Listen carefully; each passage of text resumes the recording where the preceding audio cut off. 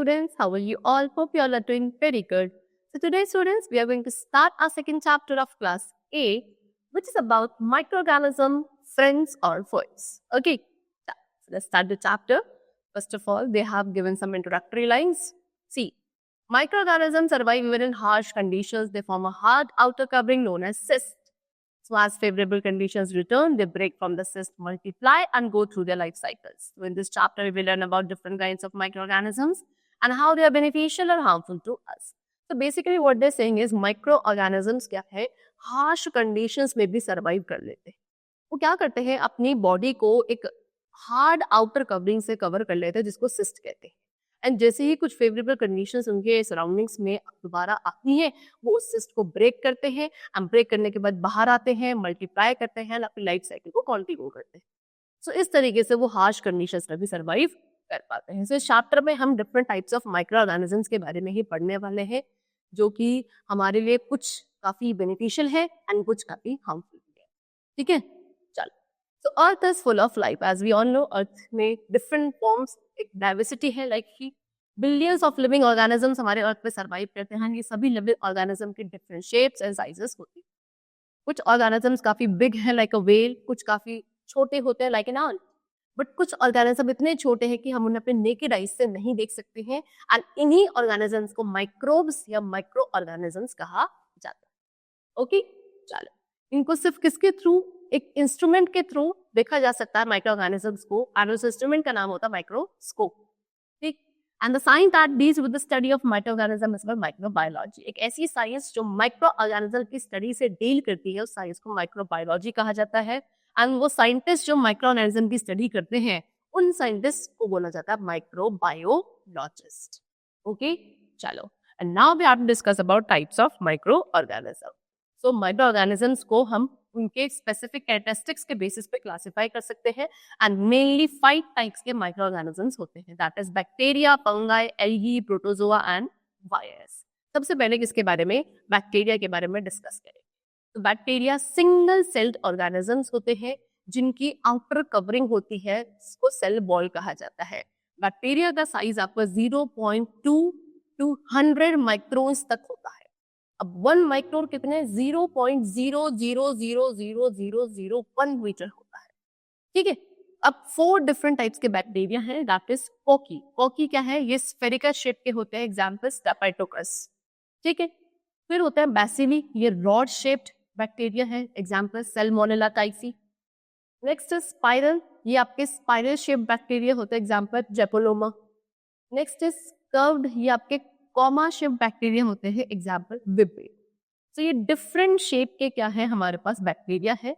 And आपको यहाँ पे सभी ये क्या गिवन है, पिक्चर्स भी गिवन है. This is cocky, bacilli, this is spiral and this is curved.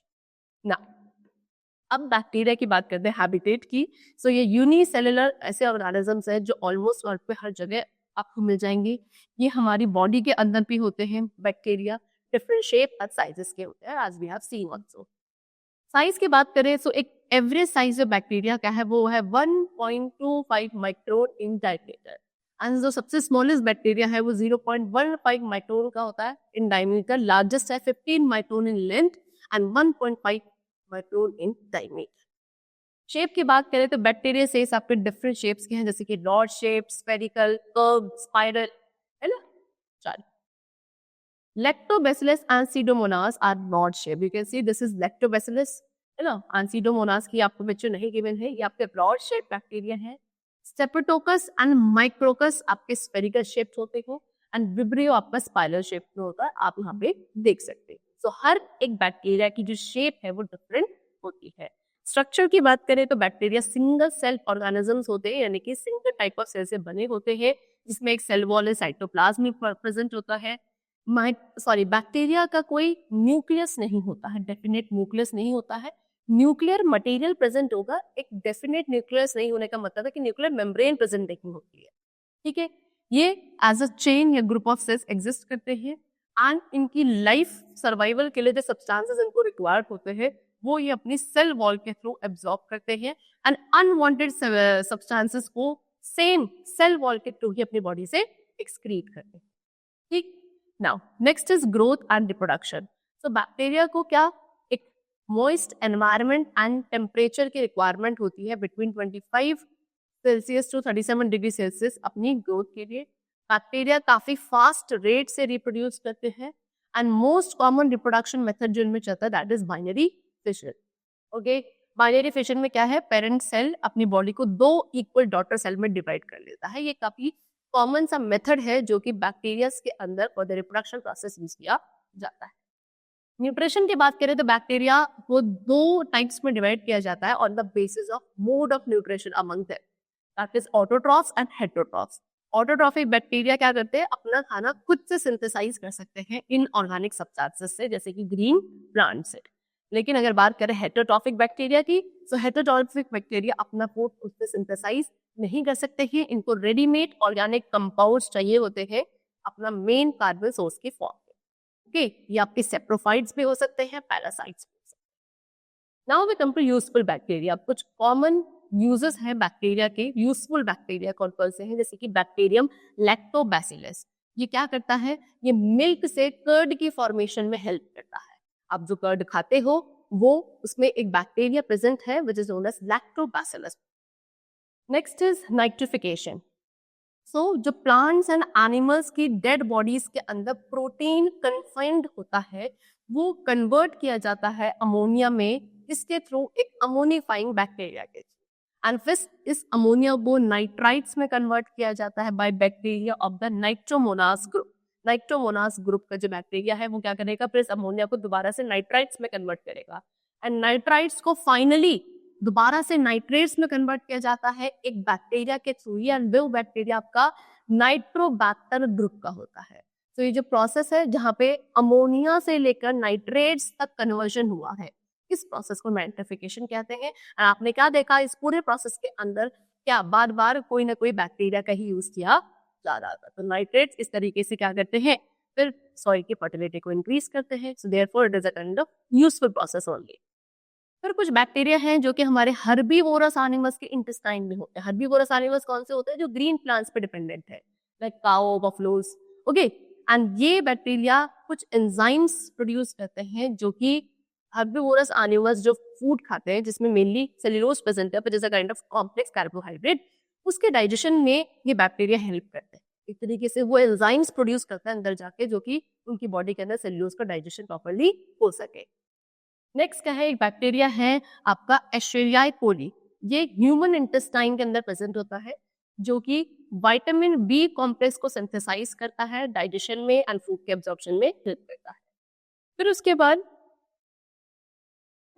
कुछ बैक्टीरिया हैं लाइक माइकोडर्मा एसिटी जो कि विनेगर प्रोड्यूस करता है which is acetic acid also.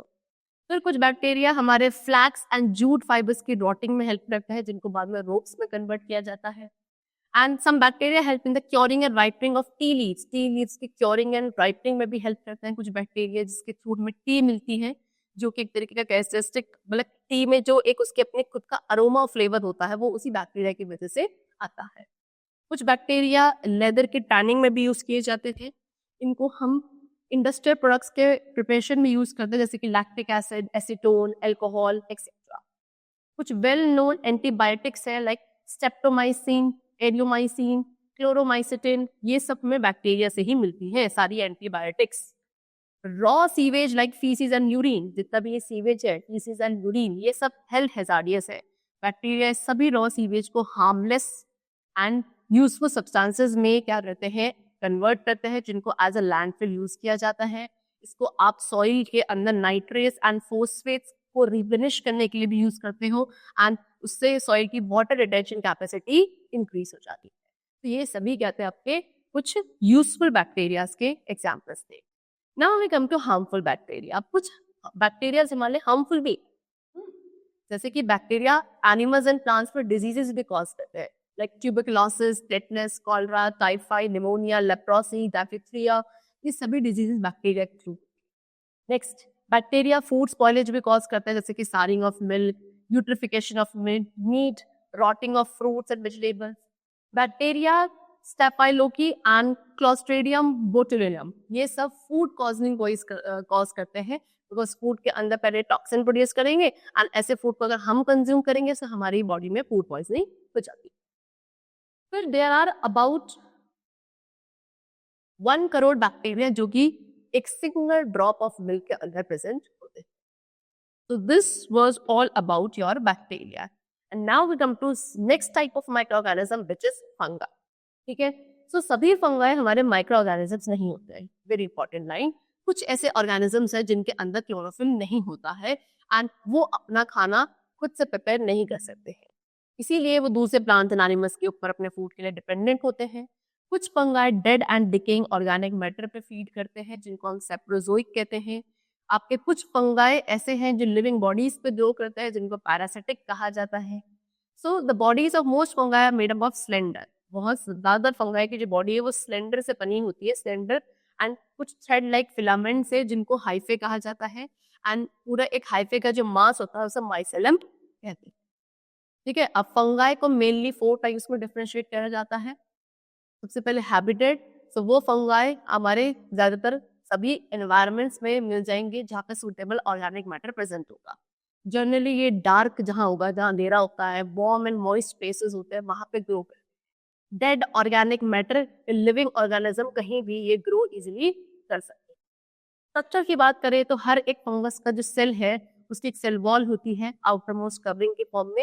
And ये सेल वॉल सेल्यूलोज की बनी होती है. ये आपके मल्टी सेलुलर भी हो सकते हैं, यूनिसेलुलर भी हो सकते हैं. कुछ कॉमन टाइप्स के फंगाई हैं like mushroom, east, Penicillium. Okay. चलो न्यूट्रिशन की बात करते हैं. सब फंगाई हमारे हेटेरोट्रॉप्स होते हैं यानी कि अपना खाना खुद नहीं बना सकते हैं like other green plants. Fungi में एक्स्ट्रा सेलुलर डाइजेशन होता है बिकॉज ये क्या करते हैं अपने एनवायरनमेंट में एंजाइम्स को सीक्रेट करते हैं. न्यूट्रिएंट्स जो ये प्रोड्यूस करा है इन्होंने उसको एब्जॉर्ब करते हैं एंड अपनी बॉडी के अंदर फिर फूड को एज अ ग्लाइकोजन की फॉर्म में स्टोर करते हैं फंगाई. ग्रोथ एंड रिप्रोडक्शन की बात करें सो कुछ कॉमन से मेथड्स जो फंगाई अपने रिप्रोडक्शन प्रोसेस के लिए यूज करते हैं that is budding and spore formation. East budding के थ्रू रिप्रोड्यूस करते हैं जबकि ब्रेड मोल्ड हमारे स्पोर फॉर्मेशन के थ्रू रिप्रोड्यूस करते हैं. यूजफुल फंगाई की बात करते हैं तो कुछ वेल नोन एंटीबायोटिक्स है जो हमें फंगाई से मिलती है लाइक पेनिसिलिन. पेनिसिलिन हमें कहाँ से? पेनिसिलिन नोडेटम फंगस से मिलता है. उसके बाद ग्रिसियोफुल्विन, इसे हमें ग्रिसियोफुल्विन फंगस से मिलता है. ये सभी आपके कुछ एंटीबायोटिक्स है. Wine which is a kind of bravery and bread जो आपका बेकरी है.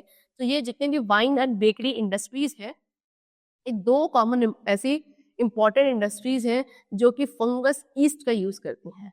एंड दोनों ही इंडस्ट्रीज हमारे फर्मेंटेशन, ईस्ट की जो फर्मेंटेशन एक्टिविटी है उसके ऊपर बेस्ड है. आपकी वाइन एंड आपकी ब्रेड इंडस्ट्री. इसमें जो ग्लूकोज है वो एंजाइम और ईस्ट के एक्शन से अल्कोहल प्लस कार्बन डाइऑक्साइड में कन्वर्ट कर देता है. फिर ये जो 2 प्रोडक्ट्स ईस्ट की फर्मेंटेशन की वजह से बनते हैं उसमें से अल्कोहल इंडस्ट्रियल प्रोडक्ट है जो बेकरी में यूज किया जाता है. बेकरी में जो कार्बन डाइऑक्साइड यहाँ पे आपको मिली है ये कहाँ यूज करती है? जो बेकरी में हम डो बनाते हैं उसको फर्मेंट होने में, उसको राइज होने में, तो दैट आपकी ब्रेड काफी लाइटर स्पॉन्जी बन सके, वहां पे यूज किया जाता है. उस डो के लिए ईस्ट को फर्मेंट किया जाता है डो के अंदर, सो दैट जो कार्बन डाइऑक्साइड गैस बनेगी वो डो को सॉफ्ट एंड स्पॉन्जी बना देगी. फिर कुछ फंगाई हैं जैसे कि मशरूम्स, वो directly as a food use नहीं किए जाते हैं. Should be noted that only some variety of foods are mushrooms are edible. ठीक है. सभी मशरूम्स हम खा नहीं सकते हैं. कुछ स्पेशल वैरायटी ए मशरूम्स है जिनको खाया जा सकता है. They are helpful in decomposing organic waste. Fungi organic waste को डिकम्पोज करने में हेल्पफुल होते हैं. फंगाई प्लांट्स की डेड बॉडीज को, एनिमल्स की डेड बॉडीज को, वेस्ट प्रोडक्ट्स को डिकम्पोज करते हैं. एंड डिकम्पोजिशन के बाद जो प्रोडक्ट्स मिलते हैं वो एयर में एस्केप हो जाता है, सॉइल में. इस तरीके से सॉइल क्या है, ह्यूमस से एनरिच हो जाती है एंड फर्टाइल हो जाती है. कुछ इंडियन फूड स्टफ है लाइक इडली, डोसा जो कि यूजुअली साउथ इंडिया में पॉपुलर है, ढोकला जो कि गुजरात में पॉपुलर है. ये सभी क्या फर्मेंटेशन प्रोसेस का यूज करते हैं इन सभी की प्रिपरेशन के लिए. सो दैट वहाँ जो कार्बन डाइऑक्साइड रिलीज होती है वो इन इडलीज एंड ढोकलास को क्या कर देती है, सॉफ्ट कर देती है. हार्मफुल फंगाई की बात करते हैं. सो फंगाई के थ्रू स्किन डिजीजेस हो सकती है जैसे कि एथलीट फूड, रिंगवॉर्म, एक्जेमा, ये सभी आपकी डिजीजेस ह्यूमन बींग्स हो सकती है. फंगाई फूड को भी स्पॉइल करता है फर्मेंटेशन की वजह से and make it unfit for consumption. फिर स्टोर्ड फूड को डैमेज कर सकते हैं. Books, paper, fabric, leather, shoes, okay, इन सभी को ये डैमेज कर सकते हैं स्पेशली रेनी सीजन में. फिर आपके प्यूकिनिया एंड यूस्टेलेगो, ये कुछ फंगाई हैं जो कि रस्ट कॉज करते हैं, सीरियसली स्मट्स भी हो सकते हैं. फंगस लाइक एस्परगिलस, ये एक डिजीज कॉज करता है जिसको एस्परगिलोस कहते हैं, एंड ये मोस्टली पोल्ट्रीज को होती है डिजीज। फिर कुछ फंगाई हैं जो फूड एंड क्लोथ को फूड को स्पॉइल करते हैं, cloth, shoes, wooden material, books, इन सभी को रॉट कर सकते हैं। तो ये सभी आपके हार्मफुल फंगाई आते हैं। Now next we are going to discuss about algae. Algae क्या है? ये प्लांट लाइक ऑर्गेनिजम्स होते हैं जिनके अंदर क्लोरोफिल प्रेजेंट होता है ना? अब ये भी आपके यूनिसेलुलर या मल्टीसेलुलर कुछ भी हो सकते हैं, एंड फिलामेंटियस या ब्रांच भी हो सकते हैं, ग्रीन, रेड, ब्राउन, किसी भी कलर के हो सकते हैं। एल्गी डिपेंड करेगा कि इनके अंदर कौन सा पिगमेंट प्रेजेंट है। एक्वेटिक प्लांट्स है, बोथ यानी कि fresh water and sea water दोनों में ही मिल सकते हैं। एल्गी को हम ग्रास ऑफ वाटर भी कहते हैं बिकॉज ये स्टेगनेंट वाटर यानी कि ऐसा पानी जो रुका हुआ है उसके सरफेस पर फ्लोट करती है। हैबिटेट की बात करें तो एक्वेटिक हैबिटेट्स में ग्रो करते हैं, जो मॉइस्ट प्लेस होगा जैसे कि bark of trees, moist soil, rock surfaces, वहां ये ग्रो करते हैं एल्गी। साइज एंड शेप की बात करें तो 1 माइक्रोन टू सेवरल मीटर्स तक इनका साइज वेरी करता है for seaweed. Single celled algae जो है आपका स्फेरिकल शेप का, रॉड लाइक या स्पिंडल शेप, किसी भी शेप का हो सकता है, यानी कि डिफरेंट शेप का साइज इसके होते हैं algae. Next we come to structure. So like body of algae is not divided into root, stem and leaf. ये है तो प्लांट, लेकिन इनकी बॉडी इस तरीके से जैसे कि प्लांट में रूट, स्टेम, लीव्स होता है, ऐसे एल्गी के अंदर नहीं होता। ओके, ये आपको कॉलोनीज यानी कि अपने ग्रुप बनाते बनते हैं या मल्टी सेलुलर फिलामेंट्स की फॉर्म में आपको मिलेंगे, जैसे कि क्लाइमेटोमोनास, ये यूनिसेलुलर एल्गी है जिसमें आपका सिंगल टाइप के सेल होंगे, एंड वॉलबॉक्स एंड स्पाइरोगायरा आपके मल्टी सेलुलर एल्गी होते हैं। You can see this is Chlamydomonas, Volvox, and this is Spirogyra. Now next we come to nutrition. So algae अपना food खुद प्रिपेयर कर सकते हैं। As we all know, इनके अंदर क्लोरोफिल प्रेजेंट होता है, एंड ये मेजर फूड प्रोड्यूसर्स होते हैं पूरे एक्वेटिक एनवायरनमेंट के। रिप्रोडक्शन के लिए यूजुअली आपके बाइनरी फिजन यूज करते हैं, एंड कुछ एल्गी आपके सेक्सुअली भी रिप्रोड्यूस कर सकते हैं। Now we come to useful algae. So blue green algae आपके फर्स्ट कॉलोनाइजर हैं बैरन एरिया के। Blue green algae suitable conditions create करते हैं बाकी ऑर्गेनिजम्स की ग्रोथ के लिए। कुछ ब्लू ग्रीन एल्गी फूड भी प्रोवाइड करते हैं बहुत सारे एक्वेटिक एनिमल्स को। स्पाइरुलिना ये आपका ह्यूमन फूड है जिसको खाते भी हम लोग। कुछ ब्लू ग्रीन एल्गी है लाइक लिगेनोबिया, ये आपके एंटीबायोटिक्स प्रोड्यूस करते हैं। कुछ आपके मॉस्क्यूटो लार्वे को किल करते हैं, एंड इस तरीके से मलेरिया को स्प्रेड होने में प्रिवेंट करते हैं।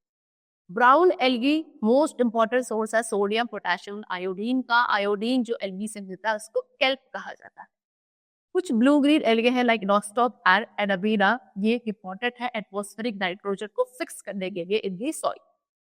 अगार एंड एल्गिन, इनको रेड एंड ब्राउन एल्गी से ऑपरेट किया जाता है, एंड ये मेडिसिन, फूड एंड कॉस्मेटिक्स के प्रिपरेशन में यूज किए जाते हैं।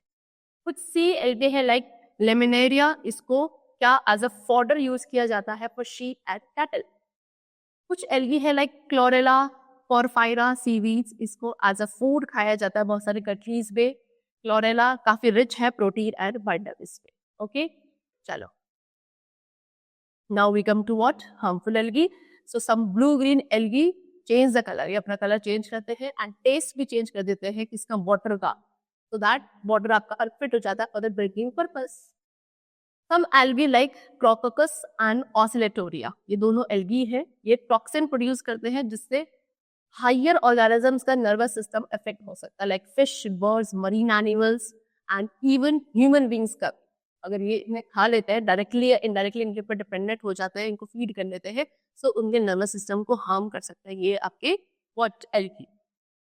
Now we are going to discuss about lichen. Lichen क्या है, एक सिम्बायोटिक ऑर्गेनिज्म है जहाँ पे एक फंगी एंड एल्गी दोनों एक साथ ही क्लोज एसोसिएशन पे रहते हैं। एल्गी क्या करता है, फोटोसिंथेसिस के थ्रू फूड सिंथेसाइज करेगा, जबकि फंगी क्या करेगा, वाटर एंड मिनरल्स को एब्जॉर्ब करेगा एंड एल्गी वाले पार्ट को प्रोटेक्ट भी करेगा। जनरली ये आपके ट्रीज की बार्क पे या रॉक्स पे ग्रो करते हैं, and when lichens die they are replaced by ferns and then by grasses. जब लिचेस डाई हो जाते हैं तो फिर उसकी जगह पर्ल्स रिप्लेस हो जाते हैं, एंड फिर उसके बाद वहां पे ग्रास ग्रो करने लगते हैं। ठीक है, चलो और next we come to what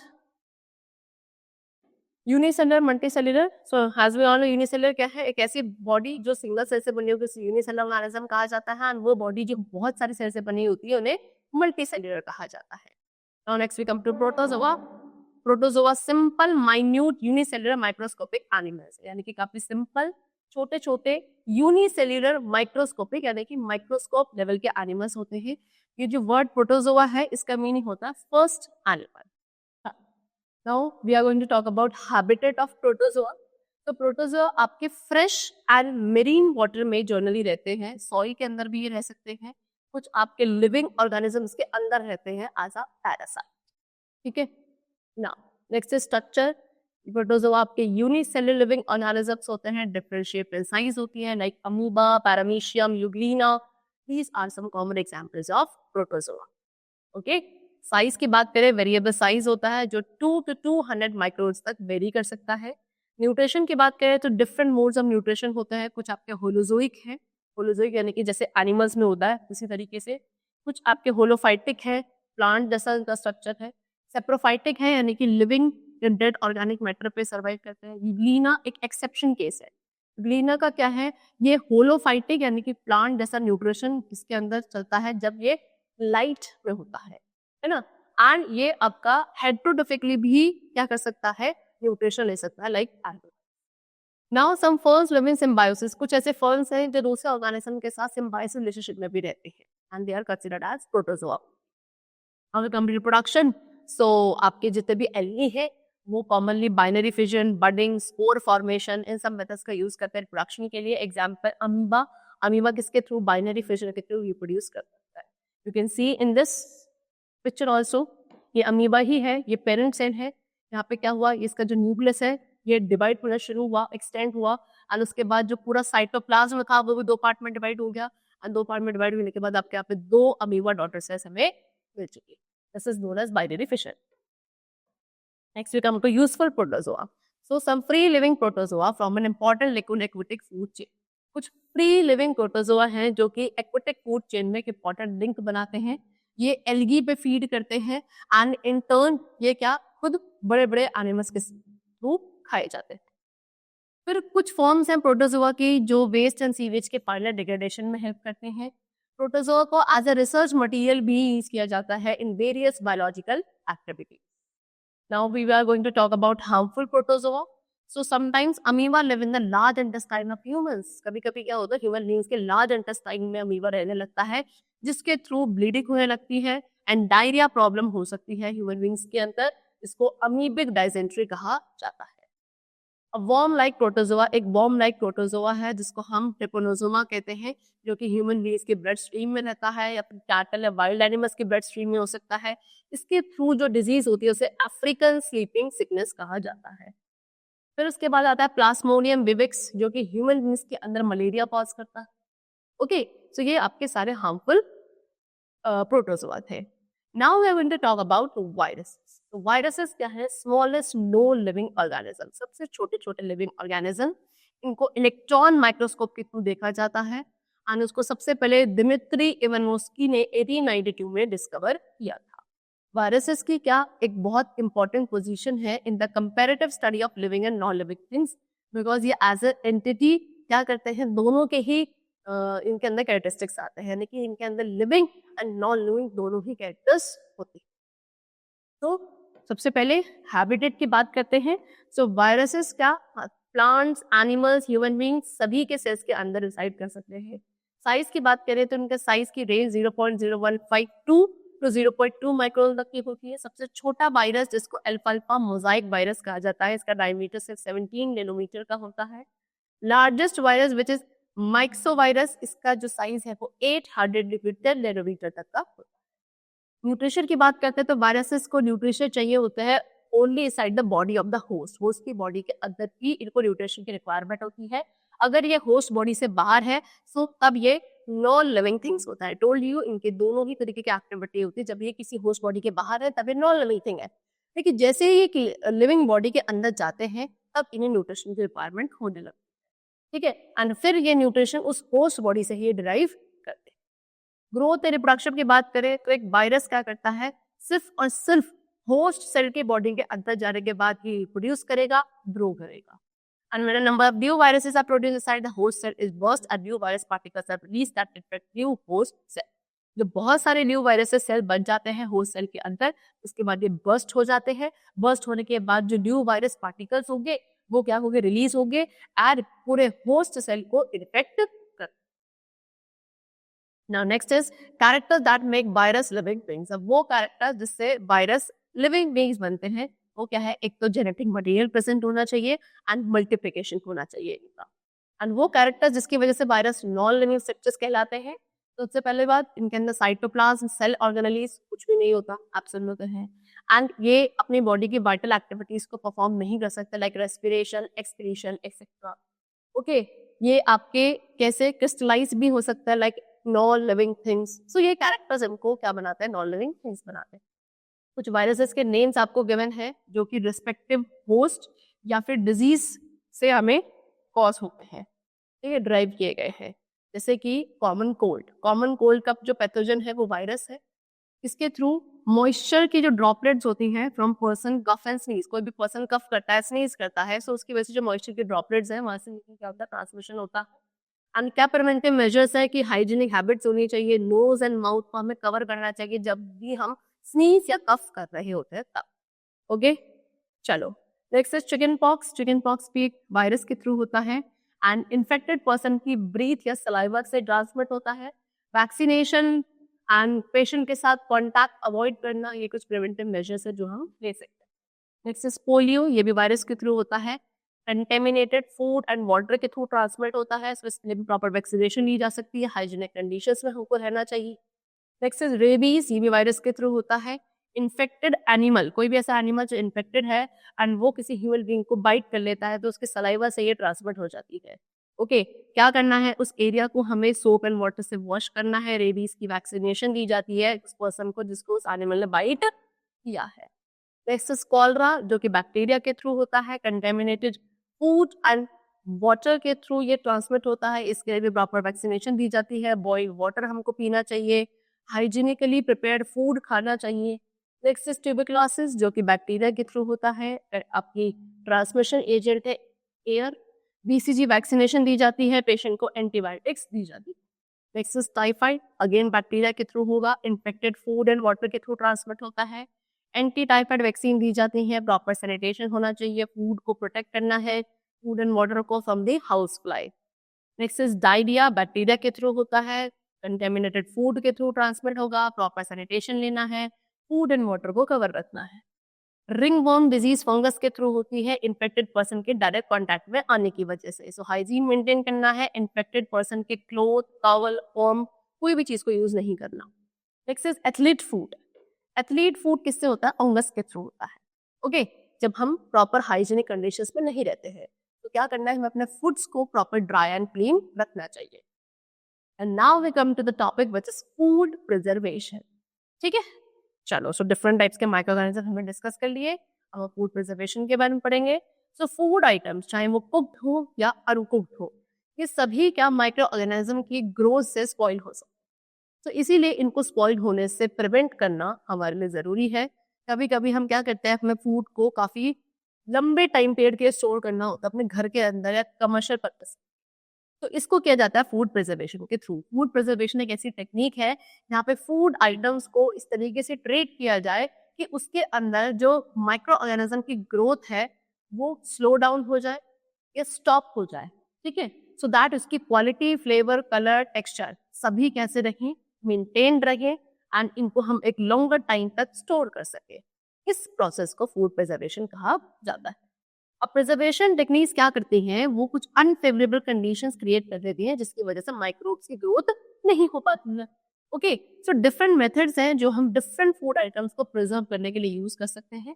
जैसे कि नंबर 1, हीटिंग। हीटिंग में क्या है, हाई टेम्परेचर। हाई टेम्परेचर क्या करता है, माइक्रो ऑर्गेनिज्म को किल कर देता है। ओके, ये हम अपने घर में कॉमनली यूज करते हैं, जैसे कि मिल्क एंड वाटर की स्टोरेज के लिए। पेस्चराइजेशन, पेस्चराइजेशन क्या है, यहाँ पे मिल्क को पहले हीट किया जाता है 65 डिग्री टू 65 डिग्री से 6500 डिग्री सेल्सियस तक 30 सेकेंड के लिए, फिर उसके बाद 72 डिग्री सेल्सियस तक 15 सेकेंड्स के लिए, एंड उसके बाद क्या, तुरंत एक रैपिड कूलिंग, बिल्कुल ठंडे टेम्परेचर पर लाया जाता है 10 डिग्री सेल्सियस। इससे क्या होता है कि उस मिल्क के अंदर जो ज्यादातर बैक्टीरिया है जो कि उस मिल्क को स्पॉइल कर सकते थे वो खत्म हो जाते हैं। ओके, सो पेस्चराइजेशन टेक्निक हमारे कहाँ यूज करी जाती है, जब मिल्क की लार्ज स्केल प्रोडक्शन में क्या करनी है, स्टोर करनी है। तो उस कंडीशन में हम पेस्चराइजेशन टेक्निक का यूज करते हैं एंड इसको लुइस पेस्ट्यूर ने डिस्कवर किया था इस टेक्निक। ठीक है, नेक्स्ट टेक्निक जो हम डिस्कस करेंगे फूड प्रिजर्वेशन की, दैट इज फ्रीजिंग। तो लो टेम्परेचर, रेफ्रिजरेटर का जो लो टेम्परेचर होता है ये भी माइक्रो ऑर्गेनिज्म की ग्रोथ को प्रिवेंट करता है। माइक्रोब्स को एक्चुअल में ग्रो करने के लिए वार्म टेम्परेचर चाहिए। ठीक है, और हम अपने घर में भी आपने देखा होगा बहुत सारे ऐसे आइटम्स हैं जिनको रेफ्रिजरेटर में स्टोर करते हैं बिकॉज वहाँ पे टेम्परेचर लो होता है, या फिर आप उन्हें एयर टाइट कंटेनर्स में रख सकते हो बिकॉज ये micro organism absence of air में भी ग्रो नहीं कर पाते हैं। तो एयर टाइट कंटेनर में एयर नहीं पास होगी तो आपका जो फूड है वो स्पॉइल नहीं होगा। Next is canning. बहुत सारे ऐसे फूड आइटम्स है like rasgulla, jelly, vegetable, fish, even cooked items in air tight container में स्टोर किया जाता है because I told you micro organism can not grow in the absence of air. ठीक है, चलो next technique which we can use for food preservation is using salt, sugar, oil and vinegar. ये सभी materials भी food preservation के लिए use किए जाते हैं। ठीक है, ये क्या करते हैं, माइक्रो ऑर्गेनिज्म की ग्रोथ को प्रिवेंट करते हैं। जैसे कि सॉल्टिंग यूज किया जाता है मीट, फिश, आंवला, रॉ मैंगोज, टैमरिंड, इन सबको प्रिजर्व करने के लिए। जैम, जेली, फ्रूट जूसेस ये सब प्रिजर्व किए जाते हैं शुगर ऐड करके। जो मॉइस्चर है वो रिड्यूस हो जाता है जब हम शुगर ऐड करते हैं एंड बैक्टीरियन फंगस की जो ग्रोथ है वो भी इनहिबिट हो जाती है। ऑयल एंड विनेगर सबसे बेस्ट जाने जाते हैं पिकल्स विच इज अचार, उसको प्रिजर्व करने के लिए। बहुत सारे ऐसे वेजिटेबल, फ्रूट, फिश, मीट है जो कि ऑयल एंड विनेगर में प्रिजर्व किए जाते हैं for a very longer time period. Next is use of chemical preservative. तो कुछ केमिकल प्रिजर्वेटिव में मार्केट में अवेलेबल है जिनको माइक्रोब्स के ग्रोथ को स्टॉप करने के लिए, इनहिबिट करने के लिए फूड प्रोडक्ट्स में यूज किया जाता है। ओके, जैसे कि सोडियम बेंजोएट, सोडियम मेटाबाइसल्फाइड, ये सभी आपके यूज किए जाते हैं जैम, स्क्वैशेस, इन सभी को प्रिजर्व करने के लिए सो दैट इन्हें कमर्शियल पर्पस के लिए यूज करना होता है। Next is drawing. ये भी एक ऐसा मेथड है जहाँ पे मॉइस्चर को रिमूव किया जाता है फूड आइटम्स के अंदर। As we all know micro organism को मॉइस्ट कंडीशन चाहिए होती है ग्रो करने के लिए, एंड ड्राई कंडीशन होगी तो इनकी ग्रोथ इनहिबिट होगी। तो फूड ग्रेन्स जितने भी है, सीरियल एंड पल्सेस, इनको सन ड्राई किया जाता है प्रॉपरली। जब इनकी हार्वेस्टिंग कर लेते हैं तो हार्वेस्टिंग करने के बाद स्टोर करने से पहले प्रॉपरली इनको सनलाइट में ड्राई किया जाता है ना। एंड जितना ज्यादा मॉइस्चर कम होगा सीड्स के अंदर उतने लंबे टाइम तक ये स्टोर रहते easily. Next is advantages of food preservation. अब फूड प्रिजर्वेशन के क्या क्या एडवांटेजेस हैं, क्यों जरूरी है, क्या इसके फायदे हैं। तो सबसे पहले क्या होता है, अगर आप फूड प्रिजर्वेशन करते हो तो इससे आपको जो फूड है वो माइक्रो ऑर्गेनिज्म के एक्शन से क्या नहीं होता, स्पॉइल नहीं होता है। नेक्स्ट क्या है, ये फूड मटेरियल के स्टोरेज पीरियड के को इंक्रीज कर देता है एंड इसके थ्रू हमें ऑफ सीजन फूड भी अवेलेबल हो जाते हैं क्योंकि आपने फूड प्रिजर्व कर रखा है। ठीक है, लंबे टाइम पीरियड तक, तो ऑफ सीजन फूड मटेरियल्स भी आपको मिल जाते हैं। And plus it makes the transportation of food materials easy. Food preservation से फूड मटेरियल्स का जो ट्रांसपोर्टेशन भी है जो लॉन्गर डिस्टेंस से काफी इजी हो जाता है। ओके, चलो, so that's all for the chapter. We have discussed the different types of microorganism, the whole process of food preservation, different techniques which we can use, and many more things. I hope the chapter was very clear to you. So let's meet very soon in the next class. Till then, take care and thanks to everyone.